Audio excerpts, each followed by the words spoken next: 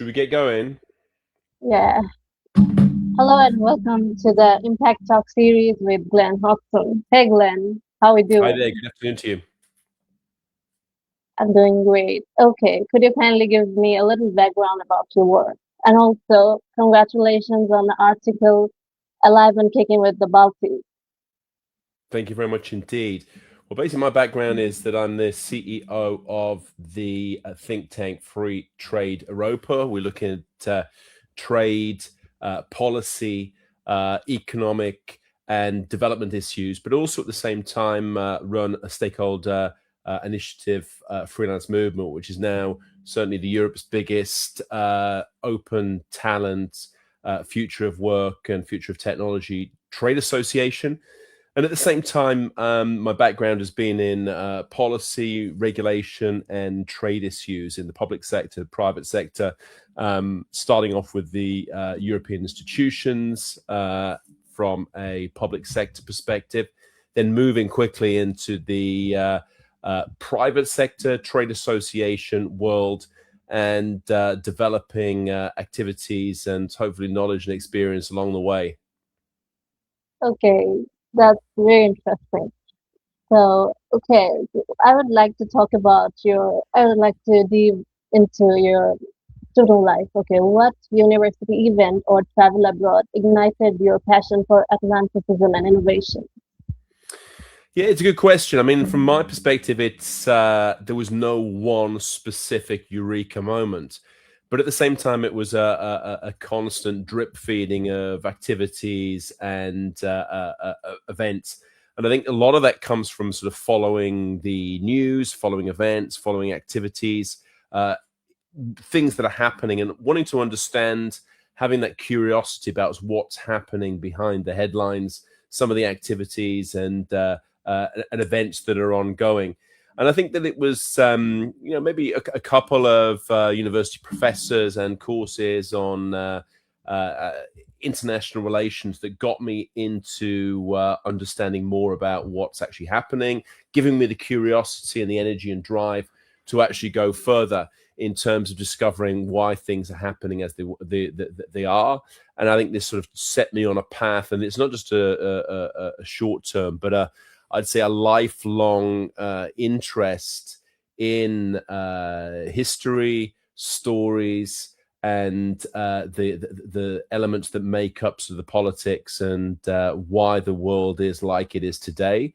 And dare I say, a little bit of understanding about how, and why certain decisions are made, and what are the potential next steps that can be gleaned from those realities. Very interesting.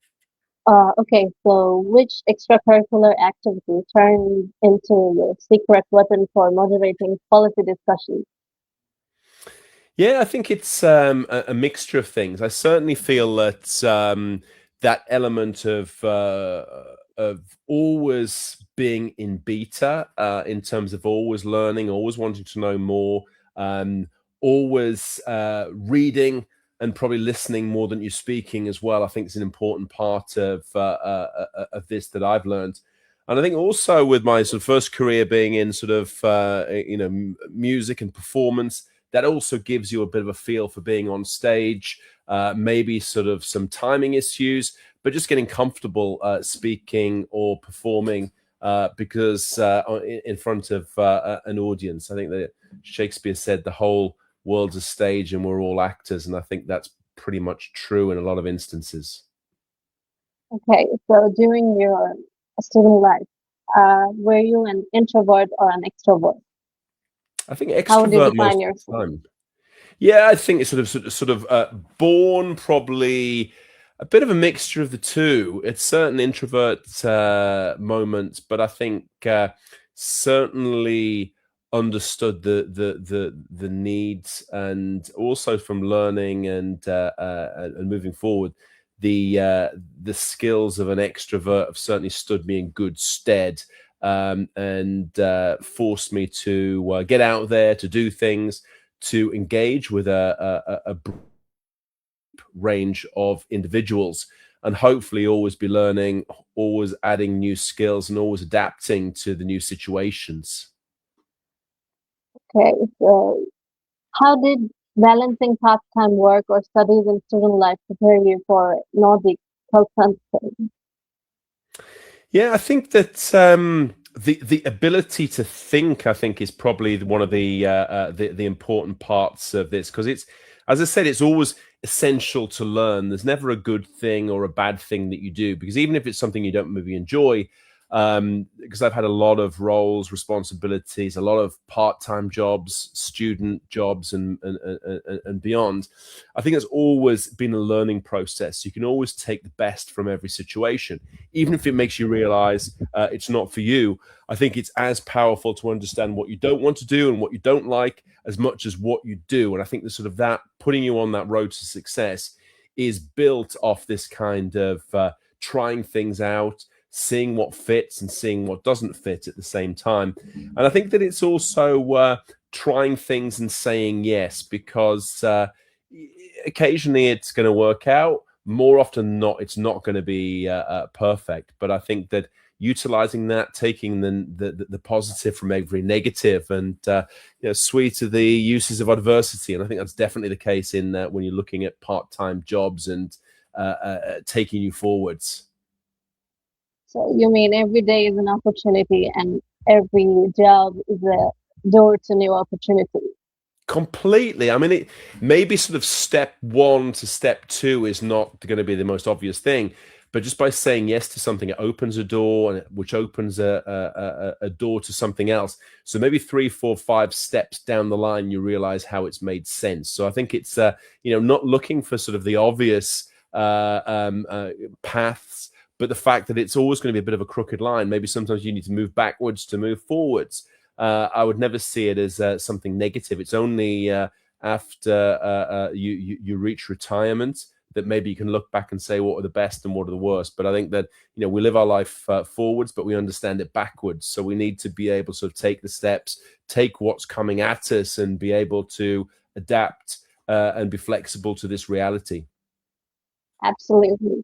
Okay, how can we tell if students can handle challenges well in trade protection exercises? I think the key thing here is the ability to think and weigh up the options, be able to consider things from two perspectives, or from multiple viewpoints, and look at the potential impact. I think that individuals who want to think, maybe ask more questions before running to speeding forwards to a solution or a potential outcome.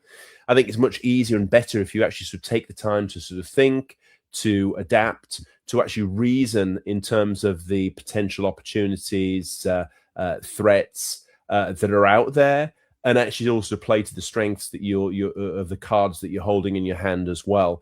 I think that this is that ability to think and be strategic, both in terms of an academic but a real world, real life savvy nature. I think the mixture of these two is very important.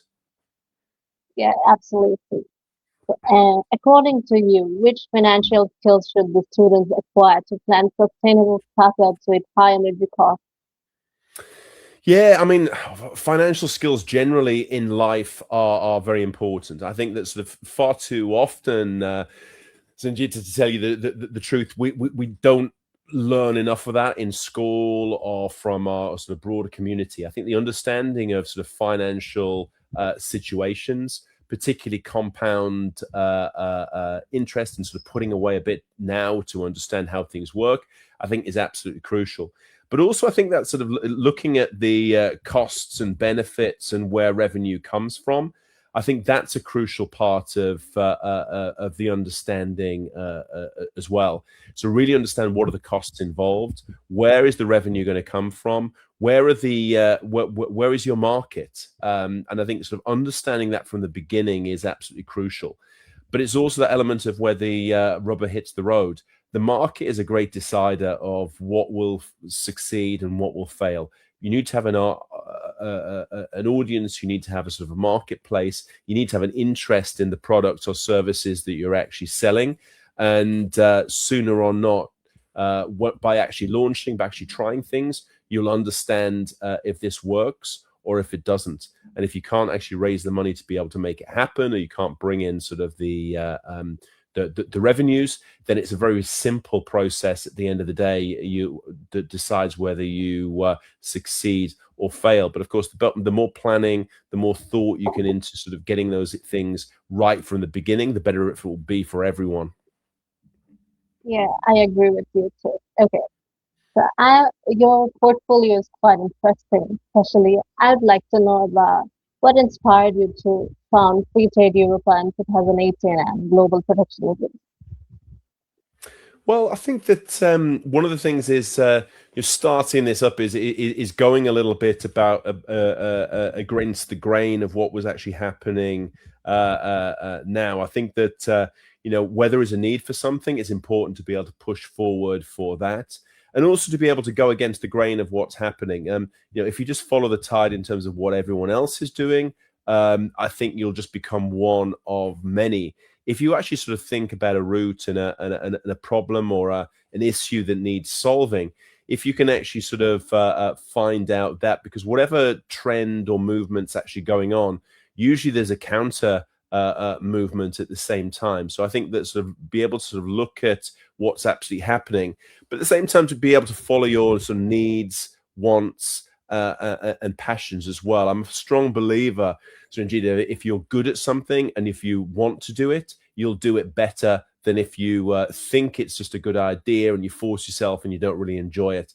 I think you're going to struggle every day, and it's very, very hard to be excellent at something that you don't enjoy. I think if you're a talented person, you can be okay at pretty much anything. And if you give it time, effort, and your energies, but it's much better to be sort of focusing on something that's a good fit with your skills, but also what you want to do.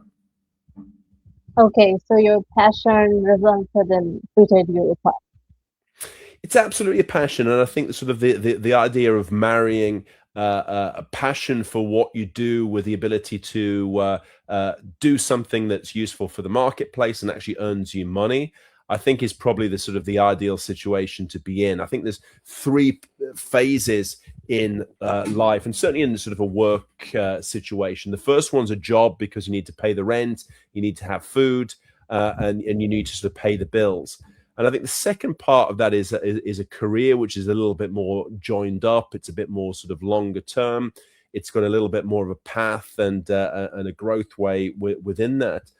But the third phase is your kind of life's work, the thing that you're really passionate about. And I think it's built on the knowledge and expertise and skills that you've built up over the years to be able to put yourself into something you believe in, or something that you really enjoy, whether it's painting or writing or starting an NGO to save the environment, or to start a software company.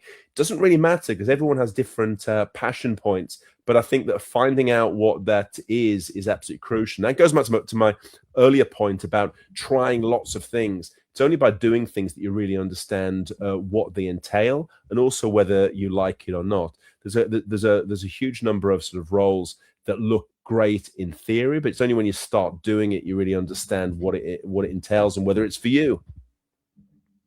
Absolutely, I believe that what we do should bring us joy and also bring us the maximum utilization. Yes. So, how has your work with NGOs shaped Free Trade Europa's push against anti-raw material policies? Yeah, I mean, it's been a mixed association with non-governmental organizations. Some of them have been very good. Other ones have been sort of ideologically captured, and they don't really care about the reality of what's going on in the world. They just want to sort of push their viewpoint, regardless of the impact of sometimes it will have. I'm a strong believer in when the facts changes and when the reality changes, you should change your viewpoints. But there's a lot of NGOs who don't really care about reality. They just want to push the same thing, regardless of the changing circumstances. And they double down on their mistakes and sometimes double down on the nonsense. So it's been it's always a fun ride. I'm a strong believer in freedom of expression, freedom of viewpoints. People don't have to agree with me, and people don't have to. I don't have to agree with them. But I think this plurality of voices should hopefully be able to take us to a synthesis to a better situation. So I'm a strong believer in different viewpoints and different voices pulling and pushing to take us in different directions. Yeah, absolutely. So, as the Secretary General of the Europa Express Association, how did you coordinate giants like DHL and FedEx on customs and environmental policies? This was a tricky one because, of course, you've got sort of big companies, and you've also got a lot of big personalities who are involved there as well. So it's a corporate and a personal situation that you've got that brings to bear. And I think it's also the element of a very useful situation whereby even though the companies are competitors on certain issues, they have a joint interest. So I think it's that sort of reality, which I think has been important in life generally, that maybe you disagree on a lot of things, but also you can have an agreement on some things when it's in your mutual best interest to cooperate. So I think it's actually sort of dealing with the understanding the framework and the fact that frenemies can kiss and punch. And I think it's also the reality that there's some when there's big personalities involved, you need to be able to sort of play the game, but also play it in a very open, transparent way. I think if you try and sort of be a little bit tricky or shady, or try and sort of play different people off against each other or different companies off against each other, I think you'll come unstuck. I think it's best to be open and transparent and say what your agenda is and what you want to be able to achieve, which is normally in a trade association, you need to get an agreement which fits in terms of a compromise for everyone. But you just don't want to be really sort of marginalizing or isolating different members. If you do, that's a very short-term tactic. It's best if you actually push things forward in a more in a more constructive, long-term way, built on trust. Absolutely. So, according to you, transparency is the key. I think it's essential. I think without that, it's very, very difficult. I think without transparency, you can't build trust. And if you don't have trust, then you're not going to be in a very good situation with any sort of corporate entity or even personal as well as professional relationships are going to be very, very difficult. I think with trust, it's a bit of it's a black and white issue. It's binary. You either trust someone or you don't. It's not like you trust them a little bit. It has to be all or nothing in most cases.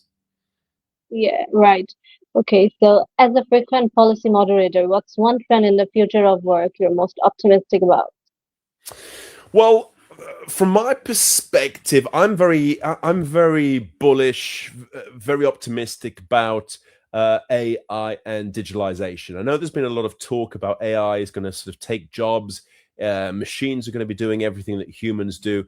I don't believe that. I think in the same way that we've had different revolutions, whether it's the electricity, whether it's the railroad, I don't think that this will be something that will sort of get rid of jobs. It'll maybe for every job that will disappear, there'll be 5 or 6 more which will spring up in its place.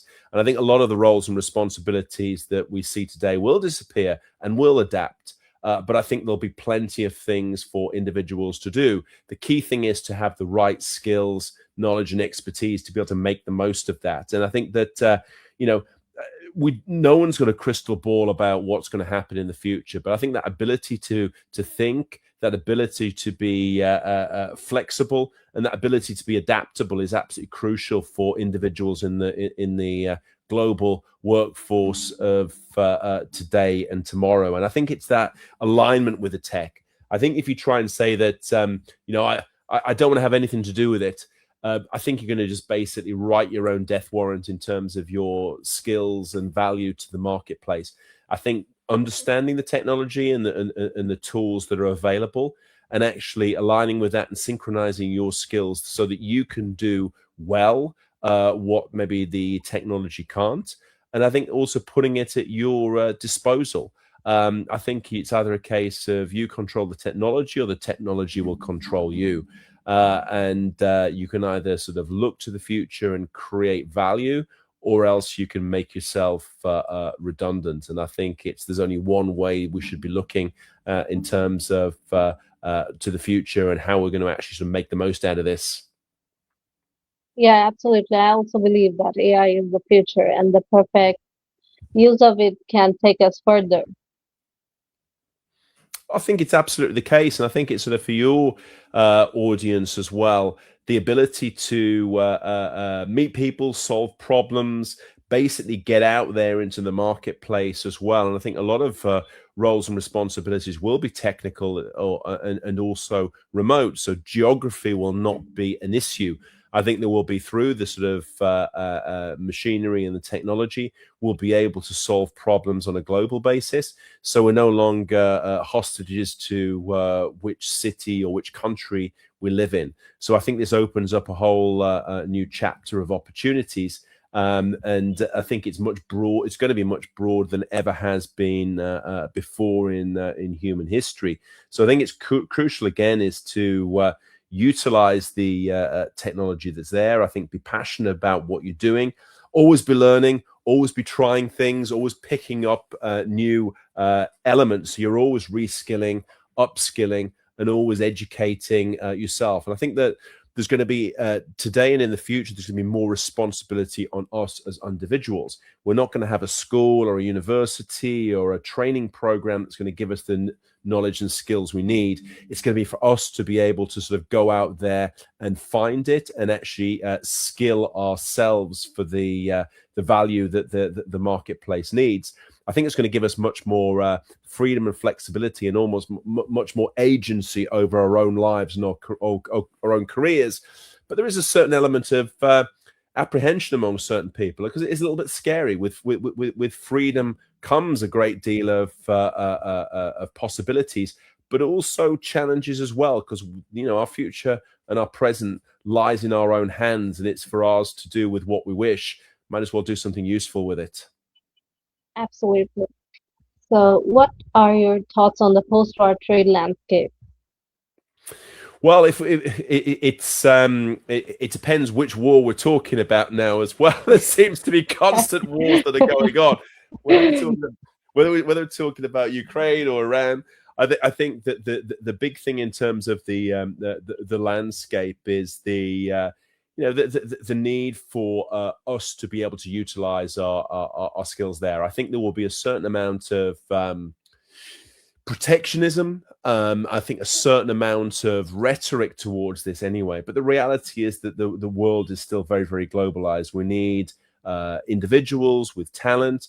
We need raw materials and resources.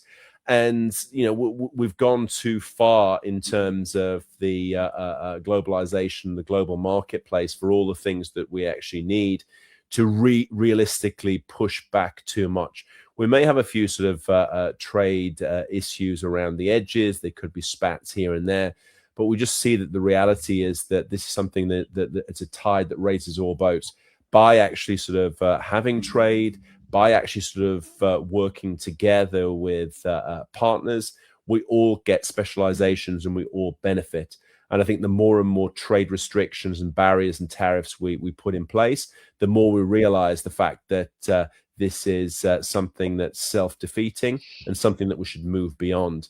And I think that, even though the direction of travel is always going to be moving forwards, more globalization, more integration, we will get politicians who will be saying the opposite. We will get sort of some movements to push against this.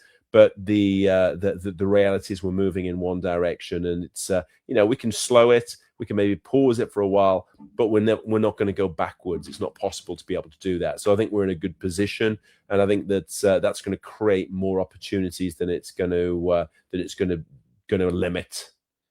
Yeah, I also agree with you because I've always seen that the post-war effect always requires like renewable energy.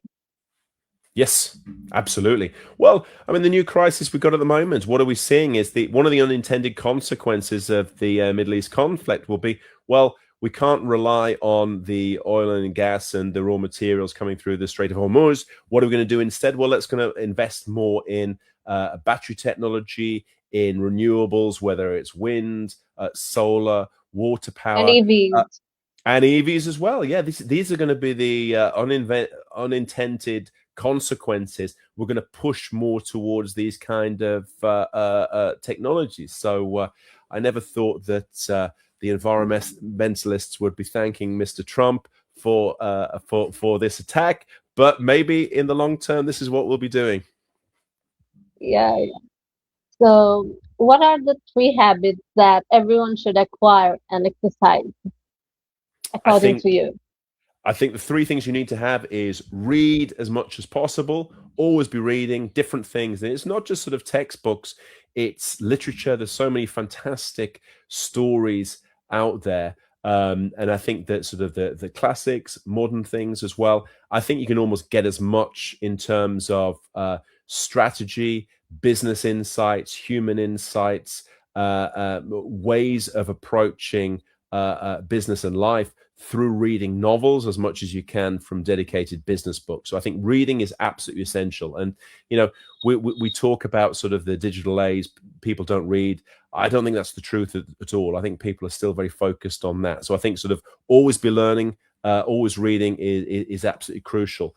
I think the second thing is just to be flexible. That means flexible in terms of your timings, what you're actually doing, you know, different roles you can try on. Maybe you can have sort of 2 or 3 things you're doing at once that you're testing away from a traditional 9 to 5 job. You can have different roles and responsibilities as way to sort of be able to bring in money and also bring in experience. So I think that's absolutely crucial within this. But also I think that the third thing, and it sort of plays into the other two as well, is always be curious. And I think it's the reskilling and upskilling element I talked about in terms of standing on your own 2 feet and actually being responsible for your present, but also responsible for your future. I think that is something that we need to be able to do. It can be scary at times, but I think don't leave your future, your life, and your development in the hands of someone else, whether it's an individual or a company, corporation, or a government. Get out there and do it yourself, because you'll know where you want to go better, and you'll do it better, and you'll be more passionate about it. Yeah, absolutely. Okay, so it was absolutely nice talking to you, Glenn. And Likewise. I'm very interested to read more articles from you. So hoping that you write more and we get to read more. Absolutely. Well, you should also read the book as well. There it is, Work Reconstructed. This is on the future of work as well. We have that on talent companies, individuals, how they make the most out of the future of work, technology, and the changes ongoing through there. So absolutely, always good, and a pleasure to speak to you. And yeah, really looking forward to any follow-up activities as well. Always happy to be a friend of the podcast. Absolutely. Thank you, Glenn. See you again. Bye. Thank you.